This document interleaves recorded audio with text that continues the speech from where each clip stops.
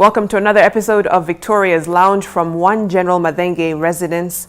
Now, when you talk about the loss of a child at any stage, be it a stillbirth, a miscarriage, or even infant loss, it is devastating. And some even term it as the most difficult grief one can go through, as most don't want to talk about it. Most are ashamed and don't want to go through that experience again. Well, I have some women who are ready to share their experiences of child loss and know it all too well. Here are their stories of that experience and their journey to healing. Let's meet them now. Sharon Kendi Mureithi is a mother of 3 and wife. She lost her daughter Ndiritu after birth when she developed breathing problems. That experience inspired her to volunteer her time to raise awareness on maternal health and reducing infant mortality rates. She's also a marketer in the security industry and prides herself in being one of the few girls who knows what a Cat 6 cable is. Lulu Kimbio is the founder and CEO of Lugua Naturals, a natural personal care brand. But behind her success and cheerful demeanor is the pain she still carries after she lost her son in May 2016. You will hear about how the joy of expecting her first child soon became one of her life's worst nightmares. Wanjiru Kihusa is the founder of Still a Mom, an organization that supports parents who have gone through child loss, such as miscarriages, stillbirth, and infant loss. The blogger and new mother shares that loss was a big part of her life before she gave birth to her son. Stacey Wanjiru is a mother of 3. She proudly claims the 2 children she lost as infants. Stacey's living son, Mark, now in Class 3, continues to give her hope that she will be a mother again. It is a story she wants more women to hear and hopefully encourage those who have grappled with child loss. Hashtag Victoria's Lounge is how you can chime into the conversation on social media, as always. Let's get into the conversation. Stacey, let me start with you. It's never easy. Yeah. Having to say goodbye to a child. Their life is just beginning, and they have not been accorded the opportunity to just experience life, and all of a sudden. But take us through your experience before your son came into your life. Pregnancy, your experience wanting to get into that space of becoming a mother. What was it like? I was actually very happy that I was about to become a mother, and okay, I have a firstborn son. He's 10. Okay. So this was my second child now. Yeah, second child. Take us through now delivery day. I went through labor for 3 days. Yes, 3 days, and the last minute I almost went to the theater, but when I was signing the documents for the theater, actually the baby's head. Yeah. Wow. So I didn't go. Thank God. I remember that fateful day was at night, and just normal, the way you just go change the baby's diapers. Right. So when I was opening the diaper, I noticed the urine was a bit too yellow and had a bit reddish. Okay. I called my hubby and I told him, what is this? This is not normal. Like, we should rush the baby to the hospital. I told the doctor what happened, and he was like, "You're not noticing the baby has jaundice?" And I'm like, "Really, how do you know? How will I know the baby has jaundice? I've never seen this before. Eyes, the lips, the mouth, everywhere was yellow. Wow. The fingers, you would see. Now, the following day he became even worse. Now the fever is so high. Even the antibiotics is being put, they are not helping. So we were referred to Kenyatta Hospital, and we went to Kenyatta. We were admitted. So the doctors there, they say that he has to undergo blood transfusion. He can't survive with the blood that he has. So later on is when we were discharged after like a week, because they have to see how the baby is. They have again to do the test to see how the bilirubin is, if it has gone down. Right. And for him, it had gone to the brain. Now, one time in the house, he cried, but the voice couldn't come out. Like you can see he's crying, but there's no voice at all, even nothing. So my baby was like, I was told now what to do. They taught me, like when he does that, give him air mouth to mouth to unblock, and then he would do, and then the conversion would go away. So I did that for 8 months. I couldn't get a nanny in the house. I couldn't leave him with anyone. My goodness. I couldn't even myself like going to the kitchen, preparing something. I couldn't go without him there, because he may cry. I won't know, I won't hear. And if he convulses, his body will become so stiff. I remember my hubby came home around 8. He came so early, like not normal times. He stayed with the baby there. They played. You wouldn't tell he was sick actually. He was used to smile all through. He would laugh, but no voice. So that day, I remember I took him to bed. Taking him to bed, I noticed his fever is very high. I undressed him. So he was just with a vest and a diaper. Now, he cried, but the one for no voice, you know. I quickly went for Nan. He couldn't breastfeed, because if he does, he can't breathe. I made Nan, fed him. He fed so well. After a minute, he convulsed. So I did the normal thing, like I was so used to it, like a mouth-to-mouth air. I'm trying to give him air, nothing. Nothing, Vicky, nothing. I told my hubby, God, Kenneth doesn't take this long to come back. Like, no, he doesn't. We need to do something. Just please rush him to the hospital, just downstairs. So he took him and rushed him to the hospital. I took the bottle for Nan. I rushed back. I didn't even close the house. I went downstairs. Reaching in the hospital, the doctor was one. Unfortunately, he was in the labor. Oh my. He was. So he couldn't attend He couldn't come. The one who attended were the nurses. They tried giving him this thing. They put something here and then they're just giving him the air. Nothing. But when they do this, the pores are still there. Wow. So when he came, after all that, the first aid, he said again, that's what he did. He settled after that. Yeah, he settled. And then we saw his body has become like, Yani, it's like just someone who's not Yani there, you know? So the doctor rushed back. Just that moment, he came in, checked him, did the first aid and everything, but just nothing. And then he did this and he looked at me and just did this. He didn't even talk. He just did this. And I was like, no, this is not like happening. So later on is when the nurse came with a sheet and wrapped him up on the face. I was like, Afana, this is just not happening to me. No, it's not happening. It was so scary. I sat on the floor. I went again, hold my baby like so tight. I was like calling him, Kenneth, please just wake up. It's not time. You like you're so full of life, you know. I was just holding him so tight. So later on is when I like accepted it, you know. Now the doctor called me and the daddy, he told me that now what we're going to do, because we don't have like a place to lay him, what we're going to do is I'm going to sign, right? Something the doctor is supposed to give you for you to take it to the police station, you know.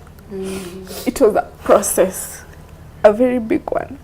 So I was like telling them, like, seriously, there's nothing more you can do. Like, this is not happening, you know? Yeah. And I can only imagine for you as a mother, you're putting your child, it's already a task, letting someone watch your child. Now you're going to leave them in the care of someone else. Because in your mind, he's still with you. Yes. You know, exactly. the man may be seeing a body, but you're seeing your son. Yes. Yes. So I can only imagine the emotional toll this was taking on you. And of course, we'll talk about the process after. But Ndiritu, let me come to you before we go to break. But your story, we had an entire show with you talking about the struggle of getting pregnant, you know, and the stigma that comes with. We know just generally how society can be so hard on women who have issues conceiving or even carrying a child to term. But take us through your journey, your story. So the first month we had what is called as a threatened miscarriage at 6 weeks, which is, I started to spot, and I called my doctor and she said, you know, come to the hospital right now. And so I went to the hospital. I was sent for the scan, the ultrasound. And so what they do is they tell you whether the pregnancy is viable, which is not a very good term. Yeah, but so we got the feedback that the pregnancy is indeed viable, and so we went back to the doctor, who put me on medicine, on hormonal therapy, some drugs to maintain the pregnancy. So the spotting stopped, and the pregnancy sort of went back to normal, if I can say that. And so on Saturday, it was a Saturday of November 2nd, 2013. And I spent the whole day in Juja with my husband, and it was hot. But for some reason, I was so cold. I was actually shivering. I remember going to the car and putting on the heat. And this is Juja, and it's really hot. So I was still feeling like something is wrong. It's not quite, I can't quite say what's up. And I've taken all the medications. I mean, I've gone for tests for a UTI, I've gone for a test for, I mean, there's no test that I have not done. And now, this is being a first-time mom, you don't know that that is labor. Right. Yeah, you know you're having a lot of cramps, very painful ones. So I remember I woke up, and I woke my husband up, and I told him I'm in a lot of pain. And it could probably be the way I looked, because I don't take medicine often, or, you know, I think I'm kind of hardcore, I think. But for some reason, he looked at me, and he must have realized I'm in a lot of pain, because all he said was, dress, we are leaving. So I spent the entire morning of 3rd November fighting to stop labor. Yeah.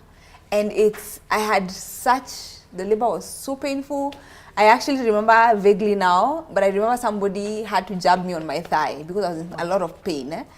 And so now we have been admitted, the whole process, you know. And so at 12, my doctor just walked into the room, and my water broke. And when the moment the water broke, there's a way I looked at her, and she told me, you know, there's no turning back now, you know. And so I went through the entire process of pushing and, you know, delivery process. And I did, and we delivered a baby girl, and we were able to see her, but unfortunately she was already dead by the time she was delivered. And there's just a lot of anger. Now when you're being discharged, all of a sudden somebody has to write for me medicine so to stop my milk from coming. Because, you know, the moment you deliver, the milk comes, you know, because you're supposed to be nurturing somebody. Exactly. Yeah. Now I have 1,000 tablets I'm supposed to take. One of them is supposed to stop milk. It just feels so wrong, you know. Yeah. And so I think you start with numbness, and it just turns into this, you're so angry. You're angry at God. You're angry at basically anyone who's around you. You're just an angry person. Right. Yeah. Right. And it's such a lonely grieving process, because what person wants to talk about losing their child? Who wants to actually come out about that? Yeah. And it's certainly a conversation we're going to continue with the other two moms after the break. You're watching Victoria's Lounge. Stay with us. Welcome back. You're watching Victoria's Lounge. Now to get to Sharon's story. You gave birth to a baby girl. A very joyous time, you know, for any parent. Were you hoping for a girl or a boy? Or did you know? We knew. You knew? Yeah. Okay. So what was the pregnancy like, at least before we get to the delivery stage and everything? What was your pregnancy like? My pregnancy was very, very smooth. Completely smooth. Morning sickness, a bit of it, but I never really threw up. So it was just feeling a bit off at times. Every clinic, nothing was wrong. Everything went perfectly smooth. So this was your first child? No, my second. Second child? Yes. Okay. So take us through now the day you're about to go for delivery. What was happening then? I'd gone to my mom's house the night before. So from my mom's house to the office, right? Then I was to go home in the evening. So I'm in the office, I'm working, it's about 8, 9 in the morning, and I've not been feeling movement. So I call my mom and I say I'm not feeling movement. So I used to work next to Coptic Hospital where I was going at the time. So my mom says it's near, just rush and have them check, then go back to work. I checked into hospital. So they prepared me for theatre and I went into theatre. And Jerry was born. So I felt, you know, when it's half CS, you feel the baby, you feel a vacuum. So I felt that vacuum. So then I'm asking them, so she's out, she's out. So they're keeping quiet and there's no baby crying. So is she out? Is she out? So then the doctor says, yes, she's out. So then we all keep quiet because we all know when a baby is born, the baby is meant to cry. So a very good doctor, because he moved her from, you know, they cover you, they cover, so you're not seeing that side. So he moved her from that side and brought her to where I could see. Right? So he brought her, and then there was the table there, and he started, he pumped, and she cried. Then the guy says that we have to take the baby to the nursery. So that's the point it hit me, okay, things are not meant to go like this. So I asked why. Where aren't I going with my baby? Then they said she's not breathing properly. So they trick me, they say, you go rest, let the baby go with your husband, then we'll try see if we can bring the incubator by your bed. So I go, I rest. So after CS, you're tired, so I sleep. So the second day, my husband came and left. So he had to go buy a pump because you have to express milk to them, so it's given to her. So he came, then he left to go buy the pump. Then he brought the pump back and I was with my mom. And then the nurse called. When I went in the morning, something told me to give that nurse my number. So I picked up and she said, are you with your husband? Please come down, the two of you. So when we entered, we were seated next to her incubator and you could see she was in distress because now she's breathing and it's going in, comes. So you could see she's struggling. So the doctor said that we need to transfer her. We don't have the correct machinery here. As we were going, the doctor said, we're not going for 1 week or 2 weeks. He said at least 2 months admission. We opted for Kenyatta private wing. We were in ICU for 2.5 weeks. I remember the day we were being discharged, my in-laws both came, and my mother-in-law is insisting she has to carry the baby out, and we were extremely happy. We've come out, we're going home. For me, I forgot that I can lose this child. I knew we've passed through all that, we're out of it, we are safe. So I pick her from her bed and I put her on my bed. So then I turned to make her milk. So first I'm seeing she's struggling, so I'm there with her, then she must just, then she laughed, so I'm like, I turn back to my milk, I turn again, I see, apana here, things are not going. So I pick my phone, I call her dad, and I put him on speakerphone, and I'm telling him the baby is not breathing. So he's screaming, breathe in her mouth, breathe in her mouth. How do you breathe? If you don't know first aid, you don't know. So I'm screaming, she's not breathing, I don't know how to breathe in the mouth.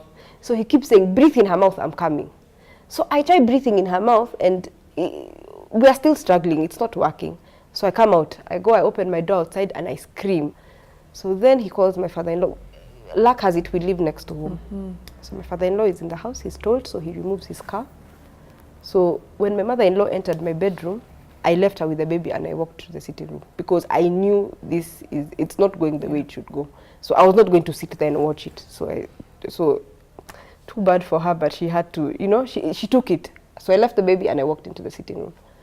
And then the rush. So then my husband runs into the house. He flew from wherever he was because he was home in less than 10 minutes. So when he ran in and he takes the baby from his mom. So we go, we reach Melzedek and we enter and we say we need oxygen. So they put her on oxygen immediately. So put her on oxygen and I walk outside. And I call my mom. So I call my mom and I tell her the baby developed breathing complications. We're at Melzedek getting oxygen, then we moved to Karen Hospital. She asked me, how will you move? Then I said, I'll call an ambulance. So I hung up with her. So I continue looking for an ambulance. So I get ambulance number. So I get Karen Hospital's number. So I call them and tell them we're here in Ngong and we need an ambulance. Right. So of course the logistics of you'll pay, so we're sending one. So just as they're about to dispatch an ambulance, this doctor walks to me and tells me, wait, don't call an ambulance. So at that point, I knew what this guy was saying. So my mother-in-law is asking him, what do you mean wait? What are we waiting for? But I understood exactly what he meant, because if she's gone, you can't call an ambulance. Lulu, I'm sure more or less what these other women went through, but you know, take us through your experience. Mine was a really nice pregnancy, and I found out I was pregnant when I was away. So that was also something different for me. I wasn't in Kenya at that point. I was visiting my sister outside. So when we found out, it was really, really wonderful. So I couldn't wait to get back home. And the pregnancy, just to take you back a little bit, it was sort of, sorry. It's okay, take your time.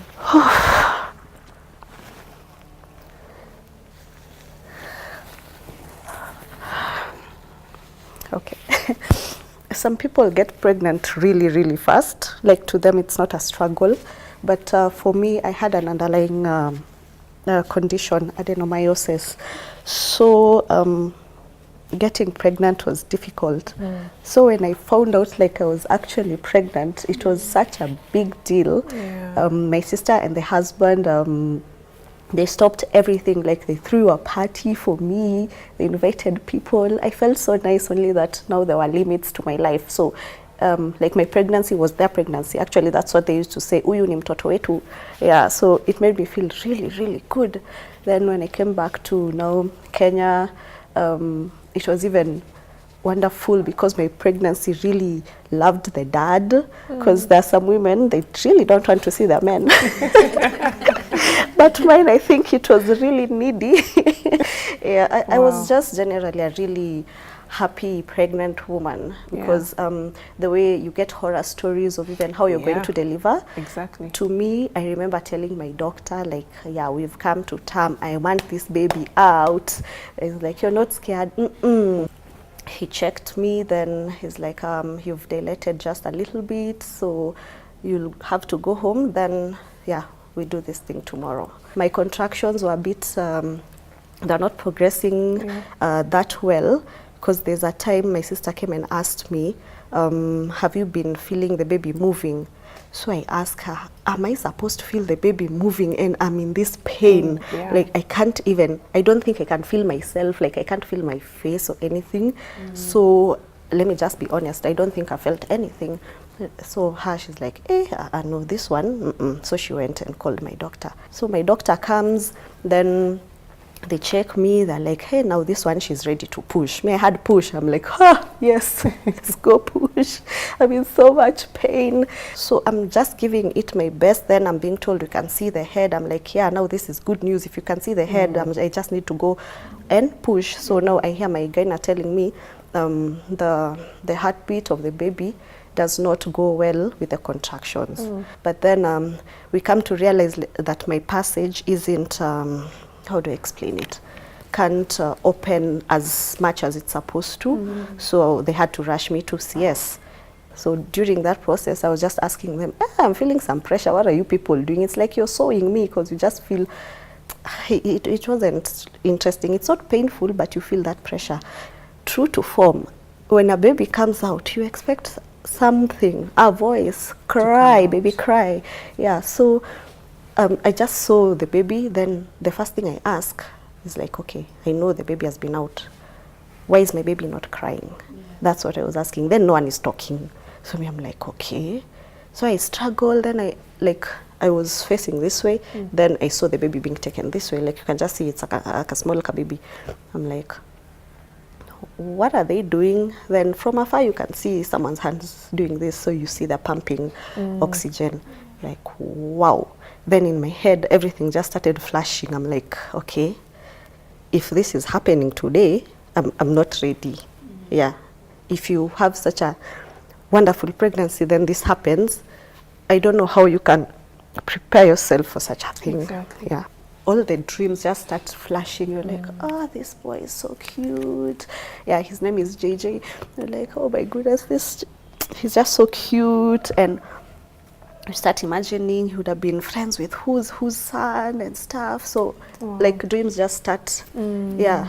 When you're going through the recovery process and healing process, some of the things said, as you're trying to process what's going on, totally insensitive. It's almost like people don't think before they speak, you know, and a lot of times they may be coming from a good place, but they just have no idea what to say or even how to say it. And we'll be talking about that when we talk about the healing process and recovering process. We're taking a short break here on Victoria's Lounge. Stay with us. All right, welcome back. You're watching Victoria's Lounge. We heard the harrowing stories and experiences from all of you. I'm still trying to process along with you. I know it can't be anywhere close to what it is you went through. But Stacey, if you can just, when you came to the healing process and now processing, you've, you know, gone through the burial, people have come to the house, spoken to you, and now you're thinking, where is life taking us now? Where are we headed? It wasn't easy. Knowing now that the burial is done, no more friends in the house, maybe 1, 2, or 3. Mostly like the ones who never showed up for the burial would come and taking you back saying, oh, we're sorry for your loss and all. That is something you just never want to hear, like sorry for your loss and all. Right. If I was with someone in the house and he's making me laugh or she's making me laugh, that I would forget. I'm going through something. Right. But when they walk away out of that door, or they just tell me, oh, Stacey, now I have to go. I'll see you tomorrow. Or that one, it takes me back immediately. Yeah. And I'm like, oh, right now, what would I be doing? I think I would be making pumpkins and bananas for my baby. The baby, yeah. And I would be blending them, and right now I think I would be feeding him.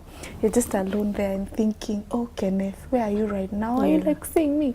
As in, I'm supposed to feel you, right? Like I'm supposed to feel, yes, he's not there physically, but I'm supposed to feel, hey, uko hapa, you know? Yeah, and you know, you've mentioned something really interesting because you had gone through the process of taking care of a baby, a newborn, and you're right, your mind is like, no.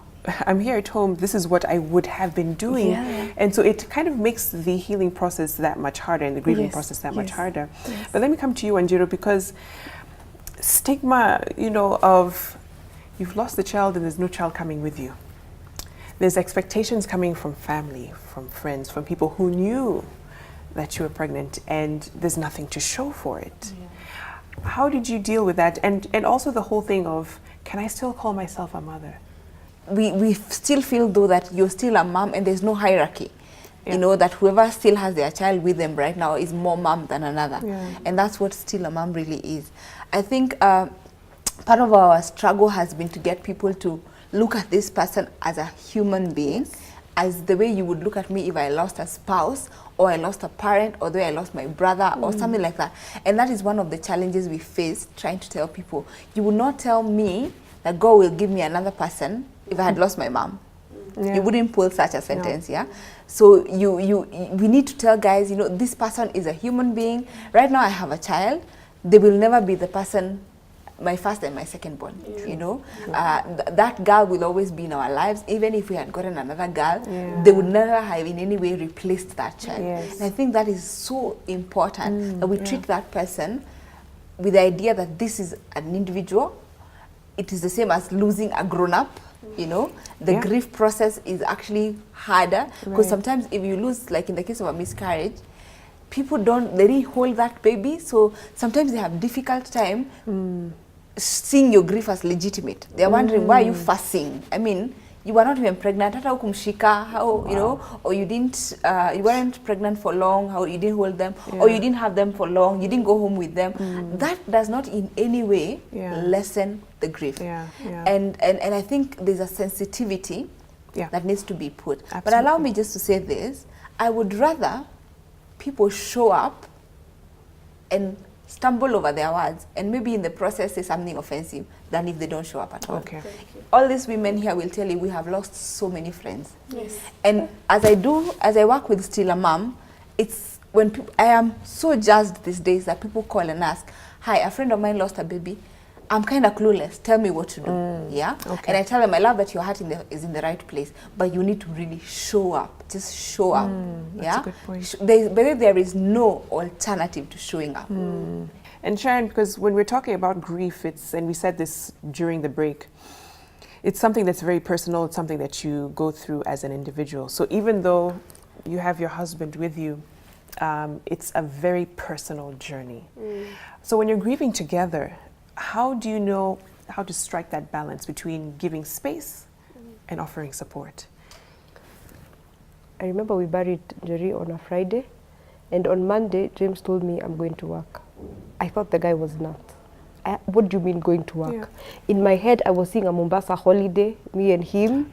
You know, let's go relax, let's go be the two of us. Right. If we are not going to coast, let's go to Meru. I'd planned it, but this guy says I need to go to work. So I realized that we're at a different place. That's when I realized we're not at the same place. So I let him go to work because it was his way of dealing with it. He wanted to see things are normal, right? So sitting in the house crying with me wasn't his way. So he went to work immediately. I couldn't go back to work. I didn't even know if I wanted to go back to that job, for starters, because everyone there saw me pregnant. So I'm going to tell them that my baby is where, you know. So I was not sure I was keeping that job. So I knew I'm not ready for work, right? So I would wake up in the morning and drive to my mother's house. Now my mom, the first day I got to my mother's house, she had a house help who'd come with her baby that day. So I think I came unannounced, because when I came, I entered the house and my mom said, "Oh, hello, you've come." Yeah, so we're walking in the house. And then that lady's baby cried. My mom almost covered that baby's mouth.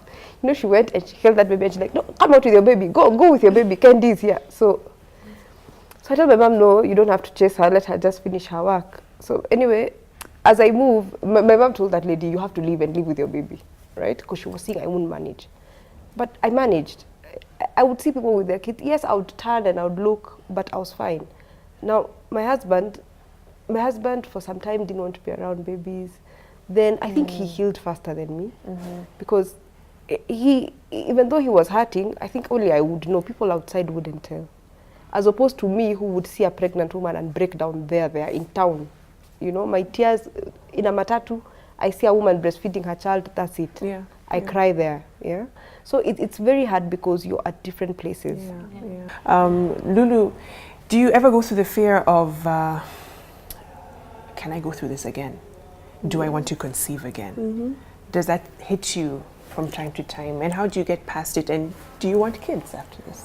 Yes, I do want kids. I love kids. If it were my wish, I'd have all of them. Yeah, but the fear, it's more or less like balancing. Some days you're scared, other days you're like, I'll face this head on. I think they coexist. It's just how you learn to live with the two and hope that your faith is stronger than the fear. Yeah, and that's something that's personal, like you have to work on it on your own, because as much as my husband is supportive, he'll even tell me, go for your Bible study meetings and stuff, I have to make that conscious decision. I am going, and I won't be as fearful as I am, because as humans, yes, you're going to be scared, like, okay, I'll get pregnant then if I lose. And we did get pregnant again this year, and we were excited, but unfortunately we lost that one as well. And it somehow made me stronger. Like, as a woman, you're still vulnerable, but you're still strong. I don't know how I can explain that. And it made me see that I can still get pregnant, and it's not the end of it. I just have to have this positive outlook to everything and really tap into my faith, because it's really moved me from the worst of the worst places ever. And just continue. Thank you so much to all of you for your bravery, for your candor to share your experiences. And you can't afford to lose yourself and allow that moment to define you. You're a whole person who went through an experience. So, but thank you so much, and I hope this is also encouraging to those out there who haven't had the courage. You may not do it on national TV, but share it with someone, release it, and hopefully you can get the healing as you help someone else who's gone through the same.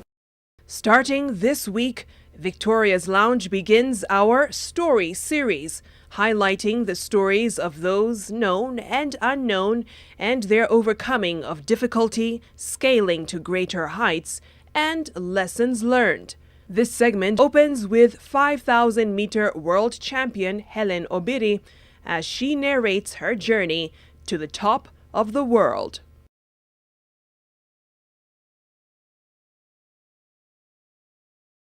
Kwa majina yangu naitwa Helen Obiri.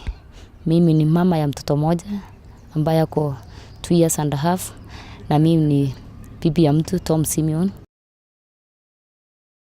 Nilianza nikiwa msichana mdogo huko nyumbani mashinani wakati nilikuwa like class 7, wakati nilikuwa around 2000. So nilianza kusapotiwa na wazazi nyumbani hadi wakanitafutia high school, nikakuja Nairobi, nikaanza kukimbia talents.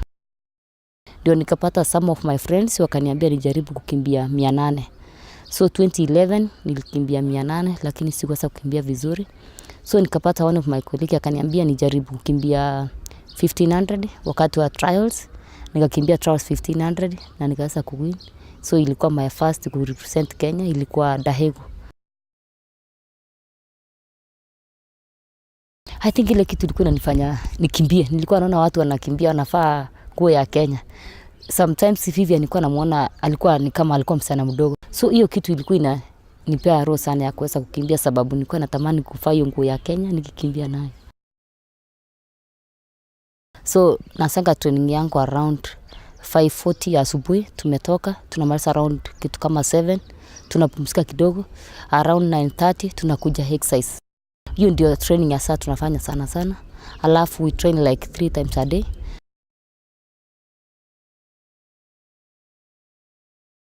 Ukiwa mkimbiaji kuna vitu mingi ambao utafaa kuacha. Sometimes you sacrifice, sometimes you have a family, na sometimes uko wewe ni mfanyikazi umeandikwa na jeshi.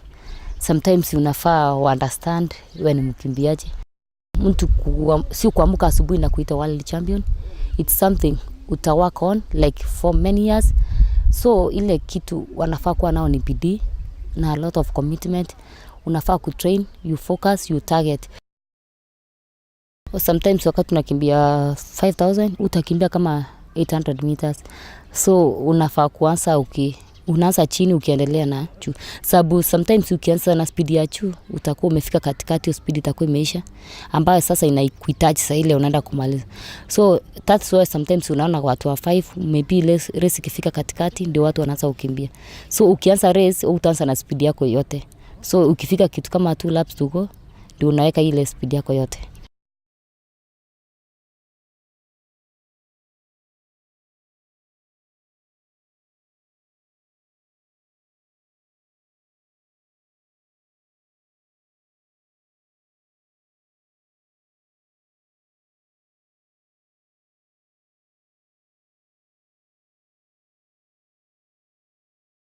Thank you for watching. Thank you to One General Magenyi residents for hosting us. Have a wonderful evening, and let's do this again next week.